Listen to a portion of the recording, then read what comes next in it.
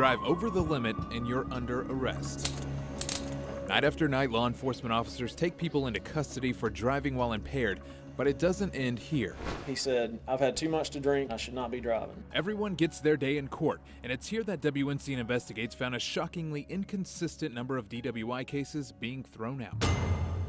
The state average for DWI dismissals is about 21%. Some counties like Durham and Wake are below that average, but in Vance, Granville, Lee, and Harnett, nearly half of all DWIs are being dismissed. It certainly is a red flag that requires somebody to explain something. And with such a discrepancy between dismissal rates, it begged the question, why? So we started at the top. Vernon Stewart is the district attorney for Lee and Harnett counties. We tried several times to ask him why Harnett had the highest dismissal rate in the state, but he turned down all of our requests for on-camera interviews. So we kept digging and found the next key to this story. A simple document required by state law that says prosecutors have to give detailed reasoning anytime they dismiss a DWI case. It was more to create a transparency for dismissals that up until that point had been shrouded in mystery.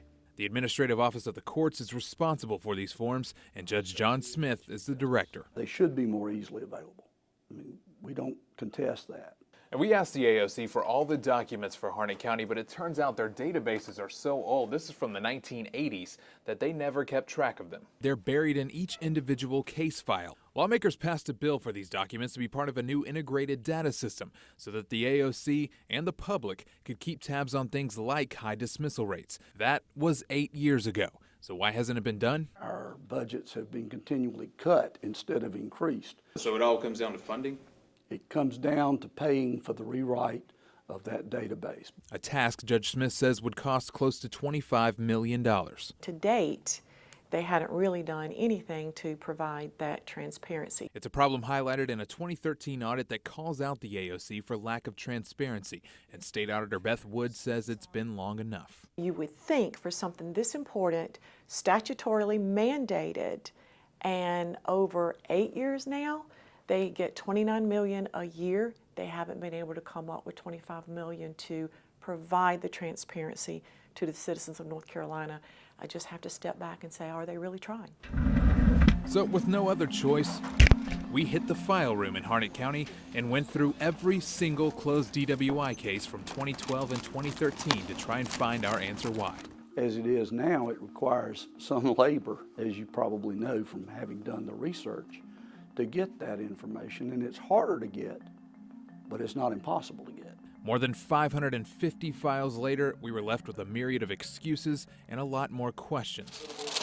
The so-called all-telling document was anything but. Some documents were only halfway filled out.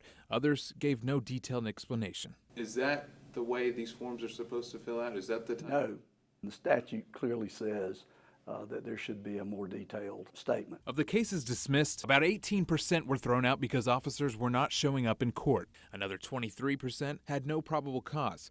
Cases are getting dismissed because prosecutors aren't able to prove impairment, even when the drivers were above the legal limit. Like this one, the file says the driver blew a .16, but because the officers didn't show up, the case was dismissed. That driver had 2 previous DWIs. And this one that was thrown out because of unavailable witnesses. The file says this driver was nearly 3 times over the legal limit. Who's looking at these forms? Who's checking to make sure that these reasons are valid?